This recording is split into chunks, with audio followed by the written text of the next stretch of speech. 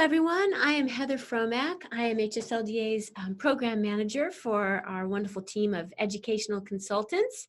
And I am here again today, 6 months later, with Sarah Gunnell. Some of you may have seen our interview with her back then because she was just starting homeschooling. Just pulled out of a really strong career in business and had made the change, made the switch. So now we're here to check in and see how things are going and get real about what life is like 6 months into the homeschooling journey. So for those who did not participate with our Facebook Live 6 months ago, we'd like you to introduce yourself a little bit, tell us a little bit about your kids and your family. But we would also just like to make it clear that we really want this to be a conversation. Any questions, thoughts, feedback, please join in. If you were here, we would love seeing your face and engaging you directly, but going through the chat box will be next best. So tell us a little bit about you, your kids, and your homeschool, just high level. Okay. So as you said, I came from the corporate world, but I'd actually taken a couple years off to be a full-time stay-at-home mom. Okay. When my youngest was born. So then I jumped back into sort of working when I became a homeschool parent. I started teaching. Sort of working. Yes.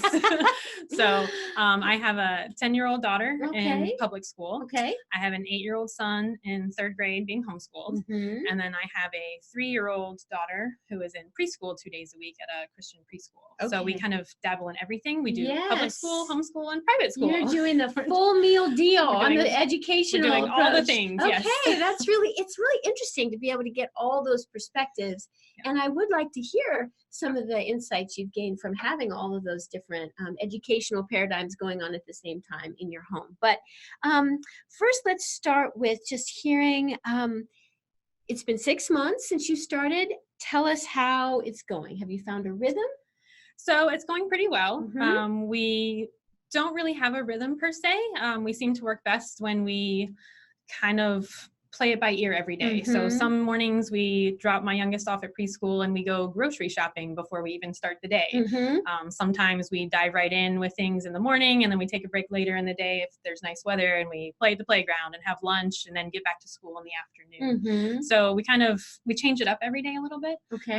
I keep an agenda for him. So I write down what we're going to do every day. So we do have a list and we know what we're going to hit and what we're going to complete. But we don't have a certain order. I don't have, a half-hour block for math and a half-hour block for science or a 15-minute block for grammar. We don't really schedule the day that way. We're kind of more freeform. I have a question about that. So before you were homeschooling, was that kind of the rhythm you were comfortable with in your own day-to-day life, sort of a freeform, or were you more of an orchestrated, do this in sequential order kind of person?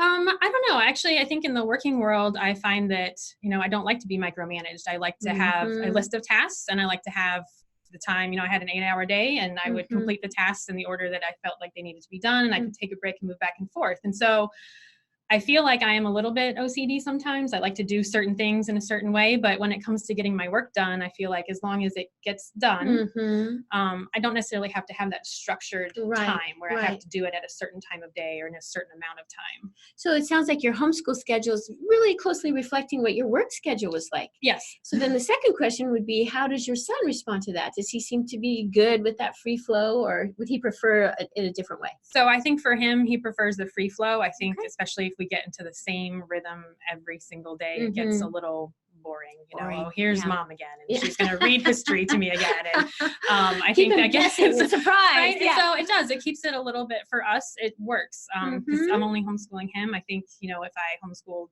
another child at the same time, it might be different, and there might be a little more give and take there. We might have to have more of a schedule so that I have time, with each of the kids. But since it's just him. We're kind of able to play it fast and loose. And it works for both of us. Oh, that's really nice when it works for both. Doesn't always, but this is good when it does this time. That's good. And so what is something that you find you're doing daily in terms of, or maybe even weekly, in terms of helping you at least accomplish those things, even though you have a schedule, it's free flowing, but I heard you say you're writing it down, you know what you're going to accomplish that day. Yes. So one of my favorite suggestions that I found, because as a new homeschool mom, I was obviously reading all the blogs and all the things, right? Trying to figure out what to do, as I know a lot of new homeschool parents are doing, trying to get their feet under them. And they're listening to you now too.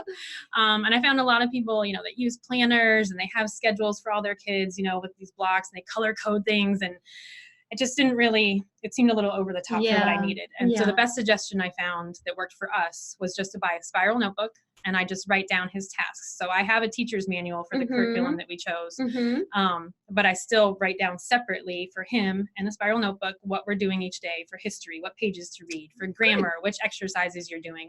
And it allows us both to see what we're doing and then to pick and choose where we start and where we in the day. But at the end of the day, all those boxes need to be checked off, so we know when the day is over. Okay. When are you finding your day is typically over? Or are you ever finding that it's just before bedtime that you're getting some of these last things done? Okay, excellent. No, we don't go that late. I try to be done actually when my oldest gets home from public school. Oh, okay, so our that's school a good day kind schedule. of, we try to get his school day in. Even with grocery shopping and going to the playground, we seem to be able to get stuff in, before she gets home. And it really helps. My youngest still naps, so I'm really fortunate there. I know not everybody gets that time, but when she goes down for a nap, we really spend like an hour and a half solid block of time, going through our reading out loud and any writing that he has to do, we try to do during that time, because we can focus and get it done. So right. That seems to work for us. Okay, so you mentioned curriculum and you mentioned read aloud. So let's start with curriculum. Have you found some that you just really like and want to tell other people about? Sure. So we're using a curriculum called Heart of Dakota. One of my friends turned me onto it. I had never heard of it before. When I was asking around for homeschool suggestions, you get a lot of Abeka and Sunlight and some of the bigger names. My Father's World I'd heard of. And Heart of Dakota was brand new to me. And she said, well, you can have my old old teacher's manual and some of my old books. And I said, okay, we'll try that. Always looking for a deal. And I love it. It's a Charlotte Mason style curriculum. Nice. So it's a lot of living books and really getting the kids engaged with history and literature, learning how to write. My son doesn't like to write. He doesn't enjoy it at all. But so it's not heavy in writing, but it's learning how to write based on reading these really good books. So you're getting a lot of good authors. So your brain's starting to get wired in that way that you would write, in a similar style. And then it goes through grammar, which I really like, piece by piece. So we're doing, just nouns and verbs and adjectives, and then learning how to put it together in a paragraph. So we're kind of progressing slowly through the writing, and just really getting a good base. So I really enjoy it, but we're not using it totally as written. Well, who of us actually do? Right. So we made some changes. It came with science, but my son loves science. And so we've been a little more loose with science. I let him kind of pick the subjects that we're going to, not all of them, but some of them. So that's a little bit, so I love that already you're only 6 months in, and yet you've had the confidence to really make your homeschool eclectically work for you and your son. A lot of people, when they first start, that's kind of nerve-wracking to try to pick all of those things, and yet you've become an eclectic homeschooler with your Charlotte Mason kind of spine, right? But then pulling in what your son loves, more delight-driven, and the read alouds. I love all this. This is really encouraging. You should be really encouraged. Well, thank you. I just, and who knows, maybe we'll change it up next year, but what we're doing seems to work for us. So for science, we watch a lot of shows. I get videos from the library. Is there any particular show that you really found to be good for science? So just for pure enjoyment, my son loves to watch DIY Sci with Steve Spangler. DIY Sci. We also discovered that he writes books with all of his experiments in them. Oh, so, for kids? Yes. Oh, nice. So Joy of Joys, we can do experiments at home, right? So everybody Joy of Joys, if you like that sort of thing. Everybody loves a messy kitchen. So that's been great. It doesn't always tie in with directly what we're doing, but sometimes we just watch it over lunch because it's educational, and my 3-year-old loves it too. She likes to shout, "That's the power of science" at the end of the show when Steve Spangler says it. So we enjoy that. We get a lot of just random DVDs from the library. We like the Disney Imagineering DVDs. Disney Imagineering DVDs. Yeah, so they have some really about cool. I've not heard of those. They have some about animal adaptations. They have one about electricity. They had one about gravity because they designed roller coasters. Oh, So yeah. it's kind of a fun spin on some of the topics. I like this. I wish I was taking notes. I guess I'll have to watch it myself later.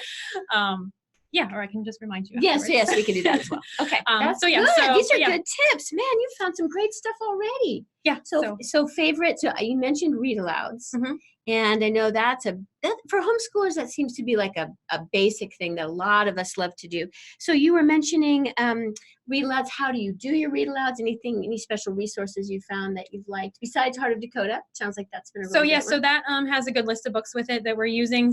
So some of them are kind of written into the curriculum, and then we have free choice for some of our reading time. So yeah, I just kind of go out and look for other ideas and books that I liked as a kid, and books, my daughter is also a huge reader and she's older than my son. So she has a bookshelf full of books. So sometimes I just go pull things off of her shelf. That's so great. Just in being in that environment that's so literature rich is so valuable, even beyond, all the things you have on your list, all the things you have on your schedule. You were mentioning how intentional you are even in communicating to your kids with a higher level of vocabulary perhaps than they might normally do. And you mentioned your daughter said something recently.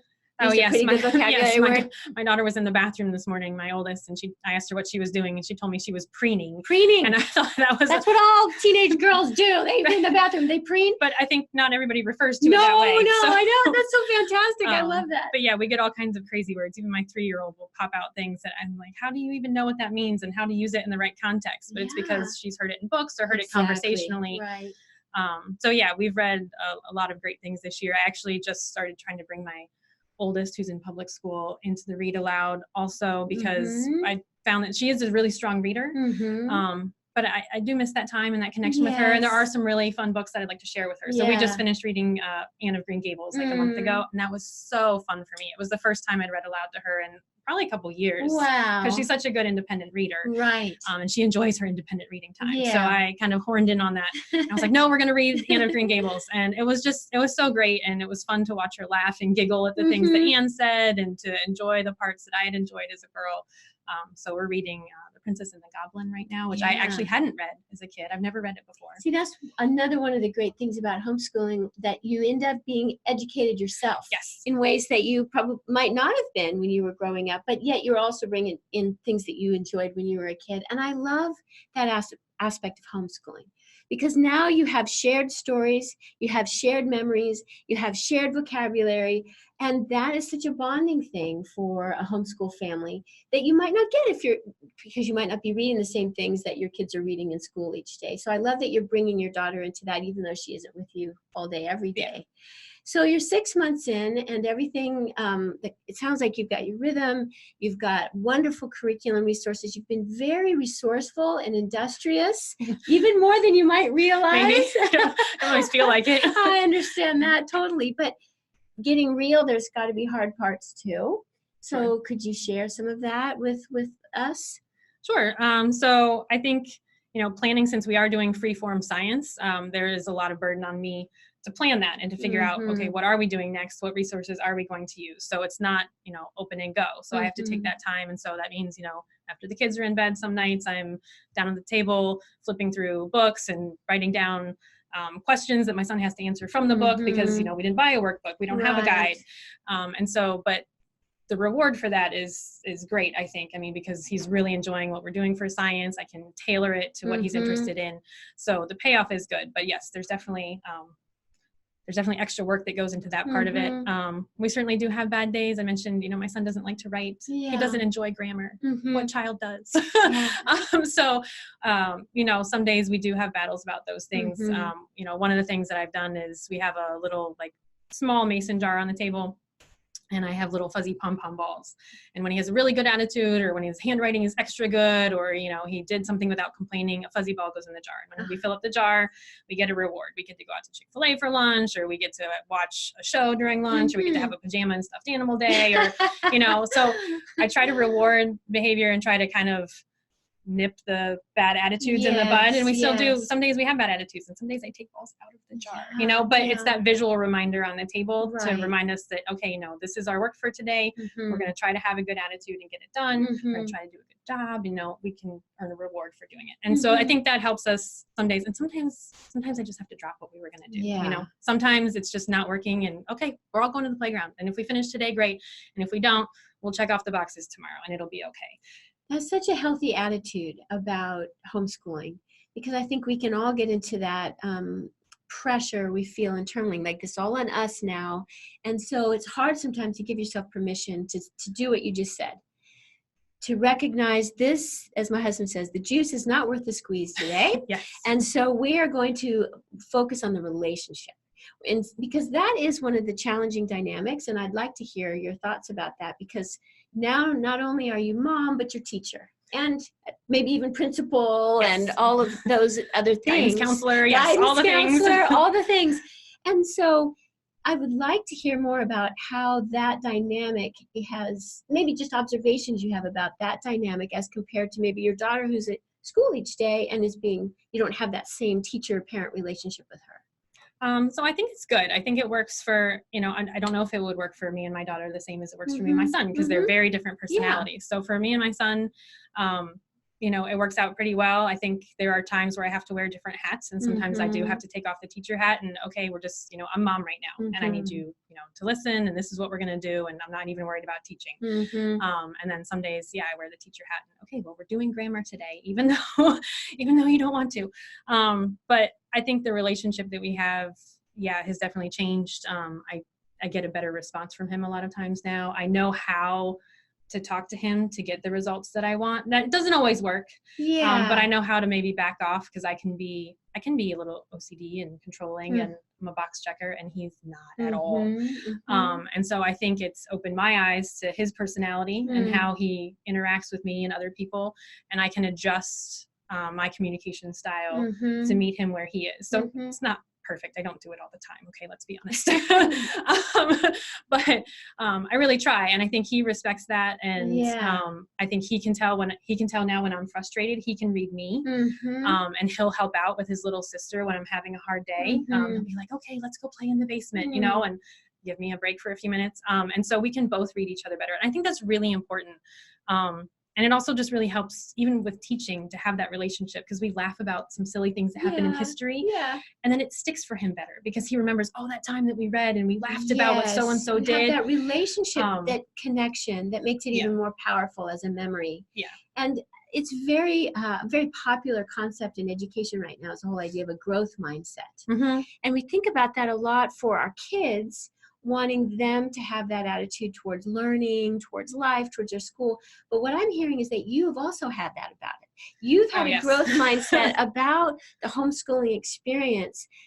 Homeschooling, yes, you know, curriculum, what we're going to do, but also the relationship with your son. Because it does take a choreography, and it is a dance, a back and a forth and a back and a forth. And often, when people find out I homeschool, maybe you've heard this too, they'll often say, well, I don't know if I could do that with this child because of the relationship we currently have. And I get that. I mean, I felt that way about some of my kids as well. But I think the encouragement in your story is that it evolves, it emerges, it grows as you adapt to one another, you get to know one another better, you're paying attention, and you are growing. Yes. And that's the great thing. I always say homeschooling is the best career I ever had, because I grow so much and grew so much, not just academically, but just patience. And so many opportunities for patience. I like the way you say that. It's an opportunity for patience. But even in knowing your son and growing as a person. So I love that, because that's encouraging to anyone, no matter where they're starting, to know that you don't have to already be at this certain place of organization or relationship with your child. You can grow together to get to that space. Oh, yes, definitely. I mean, he pushes my buttons more than the other two combined, probably. But we make our days work. And I think he enjoys the time with me. I mean, we've talked about, you know, do you want to go back to school next year? What would you like to do? And his answer is always a resounding no, I don't want to go back to school. That's encouraging, isn't it? Yeah. So, you know, even our bad days aren't as bad as the days he was having, in school, trying to get through and muddle through his days. Yeah. So that's a good encouragement too. If you do choose to keep your kids at home and you're stepping into this new homeschool journey, you're going to have bad days, but the bad day is at home with you, and you can resolve it the way you want to resolve it, and you can come meet them where they are. And there's opportunities for growth on both sides. Whereas, maybe your kid is struggling in public or private school or wherever they are now, and you're not there to help them right away. And so, bad day at home, maybe better than a bad day at school. That is an excellent point. So he's excited to homeschool again next year. How about you? Yeah, I'm looking forward to it already. I already bought curriculum for next year. Yes, you didn't pay for it this time. Didn't have to be free. I got it used. Very good. So yeah, I found somebody, and that's the great thing about homeschooling communities. People are willing to share their resources. People are willing to pass on what they've already used. And that's been a great thing for us. And then also with the library. I mean, I don't know that everybody has access to the library system that we do in this area, but our local library has homeschool programs once a month for kids in the afternoons, and they've held a geography fair and a science fair this year, and there have been lots of opportunities for engagement through the library as well. So it's a great time to be a homeschooler. There's so many resources available. A lot of available. resources. You're so right. And you brought up the word community, and I wanted to ask you about that. And I want to also note, I'm not sure the name, but we have someone who's contributed and said, I got to learn alongside my children. Wow, 29 years, and I finally graduated. Now I'm enjoying the grandkids. That is such a great attitude. So I love time that. Homeschooling. It is, but it's a life of learning. Yes. You take that on with your kids. I hope that 89 years from now, I'll still have that attitude. Well, if I'm blind. But tell us about the community that you have built or are building, or maybe you're still seeking. So we're kind of looking. So I mentioned before we started this conversation that is, despite the fact that I found my teaching legs and that, I have curriculum and things seem to be going well, these winter months have been a little long, not being able to get outside. It's been wet and cold, not snowy, not enough to, actually go play outside, just enough, snow. Wet enough to keep you inside and be gross. And, people have been sick. My youngest has been sick a couple of times, and so we're not getting out of the house as much, and slogging through some of the long winter days has been challenging. And I think we are missing a little bit of a community component this year. I think it was good that we didn't take on a co-op because we were just getting our feet under us, and I didn't want to have most co-ops have volunteer responsibilities, and I didn't want to have that added burden this year. That was wise. But I think we're ready for that. Yeah. So we've been, the time is now to already be seeking out things to do for the fall. Right. My preschooler's already registered for the fall. My oldest is registering for her middle school classes, and co-ops are also in registration stage. So we've checked out a couple different co-ops, and we're looking at joining up with the community for the fall. In the meantime, my son's best friend homeschools, so they try to see each other. Yeah, they started the year before us. And you as well? You have friends that you can talk to about this? I do have some friends that I can talk to. I have friends that have homeschooled in the past. I have friends that homeschool now. So we have a loose community. I haven't, joined up with anything formal. I'm on a ton of Facebook groups. Isn't that amazing? That is such a unique feature of homeschooling now, is you can have this amazing virtual community. Yes. And so there are people that, randomly do play dates and stuff. So we've joined in a couple things kind of here and there, but we haven't really bonded with a certain group or anything. But it's nice that, people have, STEM day at the library for a morning, or they go to the playground for an afternoon. And those kinds of things have been nice. And just the advice that people offer, like in the Facebook groups, has been nice. I'm stuck with this particular math curriculum and I don't like it. What would you recommend? And to be able to both offer advice and receive advice is really nice. And that's a unique feature, like I said, of homeschooling today. And also, of course, we have HSLDA educational consultants who really would give you a deep dive and help you sort that stuff out as well.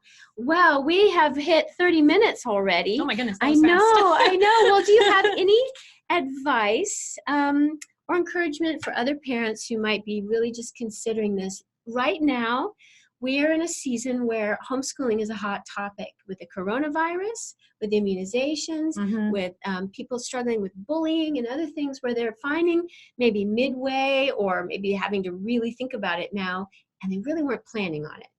You're just into homeschooling. What kind of advice or encouragement might you give?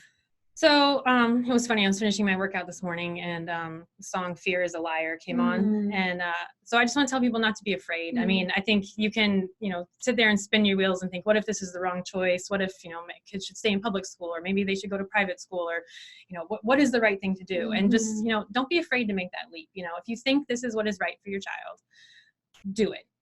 Nothing is permanent. You can put your kid back in school if it doesn't work out. You can change your curriculum if your curriculum isn't right. You can change all the things, right? Nothing is permanent. So I would say do it. There's no mistake that you can make that God can't redeem, right? So God has a plan for our kids, and he's going to see it through. And if I pick the wrong curriculum for a year, my kid can still grow up and be whatever God wanted him to be, right? God can fix that. I can fix the curriculum. Then there's nothing that you can do to mess up God's plan for your kids. So just, pray and think about it, and just take the leap. I love that message of freedom that you're communicating, because that's the heart of HSLDA as well, is that's why we're here, to enable the freedom to homeschool. And then you've just described what that freedom can look like in terms of customizing and the freedom to make mistakes and to regroup and to grow and to also throw up your hands and go, this is not working, or we love this. So I appreciate your honesty, and I think that your story is a really great encouragement for a lot of people. And Sandra is our last contributor here to our conversation. She says that a wise veteran homeschool mom once gave me the advice to look at the first 2 to 3 years as a rough draft. That outlook helped me so much to take a more relaxed mindset during those practice years. That's a sweet idea. Yes. Just trying to help my daughter kind of get through her rough draft of writing last night. And she had the perspective that it has to be right the first time it comes out. And it caused so much stress that she almost couldn't write. So I love that metaphor, because that can happen to us as homeschoolers too. We can get so worried about doing it right that we can't really do anything. So you have given everybody a lot of freedom and encouragement today. So thank you, Sarah. And we will look forward to circling back with you, I hope, in another 6 months. Sure. That would be great. And thank you all for joining us. And from HSLDA, we say goodbye and have a great day.